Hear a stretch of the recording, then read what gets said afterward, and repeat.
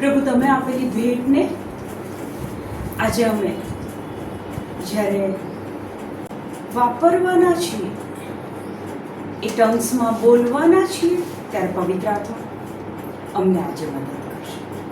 Thank you lord. Amen. નવો કરાર અને જૂનો કરાર, ઓલ્ડ ટેસ્ટમેન્ટ એન્ડ ન્યૂ ટેસ્ટમેન્ટ, એમાં ડિફરન્સ એક મુખ્ય મેજર ડિફરન્સ છે કે હોલી સ્પિરિટ. જૂના કરારમાં વ્યક્તિઓની ઉપર હોલી સ્પિરિટ આવે, પવિત્ર આત્મા આવે, કામ કરે અને પછી પાછા બી જતા રહે. નવા કરારમાં આપણે કેટલાય પાપો કર્યા છે, પણ આ આપણને આપેલી અનેરી વેલ્યુએબલ ગિફ્ટ છે કે જે પવિત્ર આત્મા સતત આપણી અંદર રહે છે. એ આપણને છોડીને બહાર નથી જતા. ક્વાઇટ પોસિબલ એવું શક્ય બને કે તમે પવિત્ર આત્માથી સભાન નથી, તમે પવિત્ર આત્મા જોડે વાત નથી કરતા, તમે પવિત્ર આત્માની મદદ નથી માંગતા, એ વસ્તુ અલગ છે. પણ એ મદદ માટે તો હંમેશા તમારી અંદર તૈયાર જ છે. જી હે, પવિત્ર આત્માની જે આ ભાષા છે, ટંગ્સમાં અન્ય ભાષા, એ ભાષા કઈ કેટેગરીની વ્યક્તિ બોલી શકે? હા, દાખલા તરીકે આઈટીમાં નોકરી કોને મળે? આઈટી ફિલ્ડ વાળું હોય એને જ આઈટીમાં નોકરી મળે. સ્કૂલમાં ભણાવવાનું હોય તો બીએડ કમ્પલસરી છે, એમએડ કમ્પલસરી છે. તો અન્ય ભાષા બોલવું હોય તો કઈ ડિગ્રીની જરૂર છે? લાયસન્સ જોઈતું હોય તો 18 વર્ષ પછી જ લાયસન્સ મળે. પણ શું કેટેગરી, એટલે શું તમારું ક્વોલિફિકેશન શું હોવું જોઈએ? FSS 1:3. Blessed be the God and Father of our Lord Jesus Christ, who has blessed us with every spiritual blessing. Who has blessed us with every spiritual blessing. ગુજરાતીમાં કહે છે આપણા પ્રભુ ઈસુ ખ્રિસ્તના પરમેશ્વર અને પિતાને ધન્ય હો. તેમણે આપણને ખ્રિસ્ત દ્વારા સ્વર્ગધામમાં સગળી આધ્યાત્મિક બક્ષિસો આપીને ધન્ય કર્યા છે. એવરી સ્પિરિચ્યુઅલ બ્લેસિંગ આપણને આપ્યા છે. આપણે કોઈ વ્યક્તિને કોઈ જગ્યાએ જોઈએ છે કે આ અન્ય ભાષા બોલે છે, આ વ્યક્તિ કોઈના માથા પર હાથ મૂકે છે અને હીલિંગ આવે છે, ધેટ મીન્સ કે ઓ આ તો બહુ પવિત્ર છે, આ તો અલગ રીતે બ્લેસ્ડ વ્યક્તિ છે, આશીર્વાદ. ના, વચન કહે છે કે હું અને તમે પુષ્કળ પાપો કર્યા છે, અત્યારે બી એ ક્રિયા તો ચાલુ જ છે. તે છતાં વચન કહે છે ઈશ્વર પિતાએ ખ્રિસ્ત દ્વારા આપણને સઘળી આધ્યાત્મિક બક્ષિસ આપી છે. ચોથું વચન કહે છે કે before the foundation of the world he has selected us. પૃથ્વીના મંડાણ પહેલા એમણે આપણને પસંદ કર્યા છે. આપણે એમના છીએ, જેવા તેવા નથી. 1 કોરિન્થ 14:2. જેણે તમારી ડિપોઝિટ ચૂકવી છે, જેણે તમારા પર સીલ માર્યું છે, હવે વાંચો. For he who speaks in a tongue does not speak to man, but to God. The one who speaks is talking with whom? God. The one who has paid deposit for you, the one who has sealed you by giving Holy Spirit. હવે કહે છે કે વચન કહે છે કે that man, the one who speaks in tongues, is not speaking to any worldly person, is directly talking with Almighty God. ગુજરાતીમાં બોલો. નોખી ભાષા બોલનાર માણસોને નહીં પણ ઈશ્વરને ઉદ્દેશીને બોલે છે. હવે ઇમેજિન કરો કે તમે ઘરમાં એકલા છો, તમે રોટલી બનાવો છો, તમે કચરો કાઢો છો, તમે વાસણ ઘસો છો, તમે કંઈ બી કામ કરો છો અને એ કામ કરતા કરતા તમે અન્ય ભાષામાં હવે બોલવાનું શરૂ કર્યું. તો તમે કોઈ દુનિયાવી વ્યક્તિને સાથે વાત નથી કરતા. You are directly talking with your Almighty God.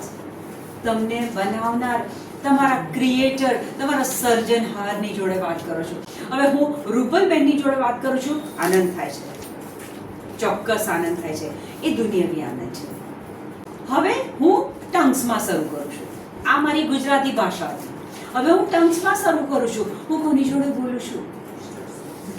આખો દુનિયાનો માલિક, સર્વ સંપત્તિનો માલિક, સર્વનો સર્જનહાર. આપણા માટે ઘડી કેવી હોય? એટલે અન્ય ભાષા બોલો છો ત્યારે એ લપલપાટ નથી, એ કોઈ સામાન્ય બાબત નથી. આ સમજીને બોલજો. તમે તમારા પિતા જોડે વાત કરો છો. કોઈના ખેતરમાં જઈએ અને આંબાના ઝાડ હોય, 10 આંબાના ઝાડ હોય અને એના પર કેરીઓ લટકતી હોય. તમને એ કેરીઓ જોઈને આનંદ થાય છે, પણ કોઈ એ વિચાર કર્યો? પહેલા તો ખેતર ખરીદ્યું, ખેતરના કેટલા પૈસા ચૂકવ્યા હશે એને, પછી એને ખેડ્યું, પછી એમાં ખાતર પાણી નાખ્યું, પછી એ આંબાના પેલા જે છોડવા હોય, ગોટલા હોય, એને અંદર રોપ્યા, પછી સતત એનું ધ્યાન રાખ્યું. He nurtured, he took care of the plants, પાણી ને ખાતર ને બધું નાખ્યું. પછી એ છોડવા જ્યારે મોટા થયા ત્યારે એને કેર કરવી પડે, પેલા ટ્રી ગાર્ડ લગાવવા કે જે કરવું બધું કર્યું. કેટલા કલાકો એની પાછળ કાઢ્યા, કેટલું ખાતર ખરીદે, પાણી ખરીદે, કેટલા પૈસા એની પાછળ કાઢ્યા, અને કેટલા વર્ષો પછી એના પર કેરી આવે છે. તમે તો સીધા એના ખેતરમાં એન્ટર થયા છો, તમને તો કેરી દેખાય છે, કેરી પાછળની મહેનત નથી દેખાતી. જ્યારે when you want to be spiritually strong, you have to work hard. મહેનત કરવી પડે. તો આ વચન કહે છે કે આધ્યાત્મિક ઘડતર કરે છે. when you speak in tongues, અન્ય ભાષામાં બોલો ત્યારે સ્પિરિચ્યુઅલી તમારું ઘડતર થાય છે. 14 વાંચો તો. કારણ હું જો નોખી ભાષામાં પ્રાર્થના કરું તો મારું અંતર તો પ્રાર્થના કરે છે. ઓકે, ફરીથી વાંચો, ધ્યાન આપો. એ પહેલું વાક્ય શું વાંચે છે? કારણ હું જો નોખી ભાષામાં પ્રાર્થના કરું તો. જો હું નોખી ભાષામાં પ્રાર્થના કરું, if I pray in tongues, that means speaking in tongues is a kind of prayer. Sir, read in English. She will understand in English. વાંચો. For if I pray in tongue, If I pray in a tongue, if hello if I pray in tongues, speaking in tongues is a kind of prayer. Yes. Correct? I'm not saying, word of God is saying. જો હું નોખી ભાષામાં પ્રાર્થના કરું તો that means કે નોખી ભાષા બોલવી એક પ્રકારની પ્રાર્થના છે. ડાયરેક્ટલી આવા પિતા જોડે આપણે વાત કરીએ છીએ. કારણ હું જો નોખી ભાષામાં પ્રાર્થના કરું તો મારું અંતર તો પ્રાર્થના કરે છે. મારું અંતર પ્રાર્થના કરે છે. ઇંગ્લિશમાં શું વર્ડ છે? my spirit prays. My spirit praise. આ શબ્દ સમજી લો. મને અંગ્રેજીમાં અહીંયા ગમે છે. પ્રભુએ આપણને આત્મા આપ્યો છે, એ બોલે છે. તમને એવું લાગે છે લા કી કા કી કુ કા પા પા પા? સ્પિરિટ બોલે છે, અંતર પ્રાર્થના કરે છે. જ્યારે હું નોખી ભાષામાં પ્રાર્થના કરું ત્યારે ફરીથી આખું વાંચો. કારણ હું જો નોખી ભાષામાં પ્રાર્થના કરું તો મારું અંતર તો પ્રાર્થના કરે છે. અંતર તો પ્રાર્થના કરે છે, સ્પિરિટ પ્રાર્થના કરે છે, પણ મારી બુદ્ધિ નિષ્ક્રિય રહે છે. ઇંગ્લિશમાં શું છે બોલો તો? My understanding is unfruitful. હા, જ્યારે તમે બોલો છો તો બુદ્ધિ નિષ્ક્રિય રહે છે. નિષ્ક્રિય. તારું એનકેજીવી છે? Ah, એનકેજીવી છે. આ તમારામાં શું? Mind is unproductive. Mind is unproductive. દાખલા તરીકે જ્યારે હું કાર ચલાવું છું અને અન્ય ભાષા બોલું છું તો જ્યાં બ્રેક મારવાની હોય છે ત્યાં બ્રેક બી વાગે છે, જ્યાં એક્સિલેટર દબાવવાનું છે ત્યાં એક્સિલેટર બી દબે છે. ત્યાં તો મને કંઈ સ્પેશિયલી એફર્ટ નથી મૂકવા પડતા. એ મગજ એનું એ કામ કર્યા કરે છે. ચલો હવે બ્રેક મારો, રેડ લાઇટ આવી તો ચલો હવે ઊભા રહો. અન્ય ભાષા બોલો છો ત્યારે તમારું અંતર પ્રાર્થના કરે છે. Your spirit is praying. It's a wonderful thing. આ તમે અનુભવ કરશો કે તમારો આત્મા છે ને એ ડાયરેક્ટલી પિતા જોડે બોલે છે, ડાયરેક્ટલી પિતા જોડે બોલે છે. અને that moment is really wonderful. આ સતત કરશો તો ખબર પડશે. 2 દિવસ બોલ્યા, 4 દિવસ બોલ્યા, બહુ આવા લોકો છે જે 2-4 દિવસ બોલી, મહિના બોલ્યા, 2 મહિના બોલ્યા, પછી બાદ. અને ત્યાં મસલ્સ ડેવલપ નહીં થાય, સ્પિરિચ્યુઅલ ઘડતર નહીં થાય, તમારો આત્મા મજબૂત નહીં બને. It should be your life style. જેમ ખાધા વગર નથી ચાલતું, એમ અન્ય ભાષા બોલ્યા વગર નહીં સૂવાનું. અન્ય ભાષાનો એક ફાયદો શું છે ખબર છે? એનું સ્ટાર્ટિંગ ને એન્ડિંગ હોતું જ નથી. Any time you start, any time you stop. મારું ને પ્રણને તો ઘણીવાર એવું હોય છે કે અમે લોકો વાત કરતા હોઈએ, પછી વચ્ચે પોઝ આવી જાય, તો મારું અન્ય ભાષા તો ચાલુ હોય છે, કારણ કે એનું સ્ટાર્ટિંગ નથી, એનું એન્ડિંગ નથી. જ્યારે ચાલે ત્યારે બોલવા માંડો, લે કરા પાકા તીરે નગરા પછી કરા. અચ્છા, એવું નથી કે મોટેથી બોલશો તો જ એ કામ થવાનું છે. કેટલી વખત હું મારો જેડન, મારો ગ્રાન્ડ ચાઇલ્ડને હું સામેના ગાર્ડનમાં લઈ જાઉં છું, એને હિંચકા પર બેસાડું છું, હું એની જોડે વાત બી કરું છું, એને હિંચકા બી નાખું છું, પણ મારી અન્ય ભાષા ચાલુ હોય છે. લોકો ન સમજે, સ્લોલી. અચ્છા, અન્ય ભાષામાં એક વસ્તુ યાદ રાખવાની, મનમાં નહીં બોલતા ક્યારેય. આપણે હે મારા બાપ અંદર બોલીએ છીએ ને, અંદર હે મારા બાપ ચાલતું હોય છે. અન્ય ભાષા કોઈ દિવસ મોં બંધ રાખીને નહીં બોલવાની. આટલું અહીંયાથી શીખીને જજો. અન્ય ભાષા બોલો ત્યારે ભલે તમે વિસ્પર કરો, સ્લોલી બોલજો. એટલે એનો હિંચકો ચાલતો હોય ગાર્ડનમાં. સો મચ હું તો ઘણી વખતે ચર્ચમાં બી અમુક ગીત મને ના આવડે ને, તો હું ગીત, આજુબાજુવાળા બધા ગીત ગાતા હોય, હું અન્ય ભાષા બોલું છું. કોઈને સંભળાતું નથી. And the meaning of it શું છે આખું તમે when we speak, what is the meaning of that prayer? આ સારો સવાલ પૂછ્યો. જો તમે બોલતી વખતે if you try to catch the meaning, you try to understand the meaning, you will fail. અન્ય ભાષા એ ઈશ્વર પિતાએ આપેલી સૌથી વેલ્યુએબલ ગિફ્ટ છે. તમારા 60 વર્ષ થયા, તમારા 50 થયા, તમારા 35 થયા, તમારા 40 થયા, તમે હજી આ ગિફ્ટને ખોલી નથી. આજે પ્રભુ તમને એ કૃપા આપી દીધી છે. અહીંયાથી નીકળતા પહેલાં તમે બધા એ બોલીને જવાના છો. એ ગિફ્ટને આજે તમે ખોલવાના છો.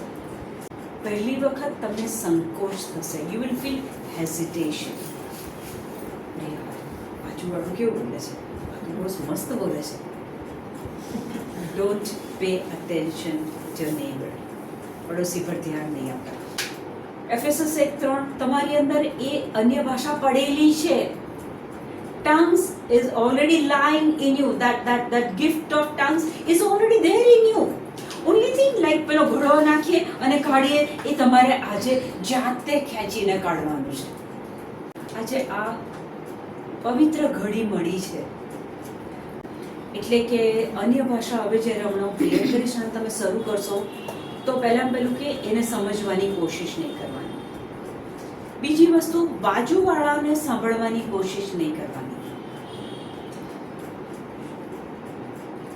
ધીરે ધીરે, ડરતા ડરતા ના બોલતા. જો પહેલી વાર ડરથી બોલશો તો પછી ડર જ રહેશે. આ બરાબર બોલું છું હું? ના, આમાં કશું બરાબર હોતું જ નથી. એ અંદરથી આવે છે. નાનું બાળક હોય, નાનું બાળક 2 મહિનાનું, 4 મહિનાનું, 6 મહિનાનું, તે બાળક કેવું બોલે?